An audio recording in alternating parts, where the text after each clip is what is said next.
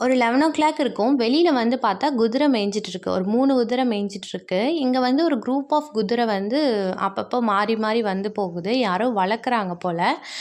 இந்த குட்டி குதிரை வந்து இப்ப தான் குளிச்சுட்டு வந்திருக்கு. ஈரமா இருக்கு. சின்ன வயசுல இந்த ரோட்லலாம் கூட்டு வருவாங்க. யானை வரும், அப்புறம் குதிரை வரும், ஒட்டகம் வரும், ஏன் கரடிலாம் கூட கூட்டிட்டு வருவாங்க. கரடி வச்சு கயிறுலாம் குடுப்பாங்க. உங்கள எத்தனை பேருக்கு ஞாபகம் இருக்குன்னு சொல்லுங்க.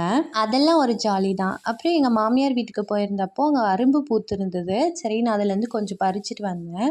ரொம்ப கொஞ்சமா பறிச்சுட்டு வந்ததுனால 2, 1 அப்படிங்கிற மாதிரி அரேஞ்ச் பண்ணி வச்சுருந்தேன். அதாவது மேலே 2 கீழே 1 வச்சு கட்டிட்டு நெக்ஸ்ட் டர்ன் வரும்போது மேலே 1 கீழே 2 அந்த மாதிரி மாற்றி மாற்றி கட்டினோன்னா நம்மளுக்கு லென்த்தும் வரும், கொஞ்சம் பவுன்சியாகவும் இருக்கும். நான் எடுத்துகிட்டு வந்த பூவில் இவ்வளோ லென்த்தாக வந்தது. கட்டி வச்சாச்சு. அப்புறம் காலையில் வாங்கிட்டு வந்த புளியை வந்து காய வச்சுருந்தேன். சரி அதை ஸ்டோர் பண்ணி வச்சிடலான்னு சொல்லிட்டு கொஞ்சம் எடுத்து நான் எப்பயும் யூஸ் பண்ணுற பாக்ஸில் போட்டு ஸ்டோர் பண்ணி வச்சுட்டு மீதி வேறு ஒரு கண்டெய்னரில் போட்டு எடுத்து வச்சுருவேன். அப்புறம் நான் இதில் காலியாக காலியாக ரீஃபில் பண்ணிக்கிட்டே இருப்பேன்.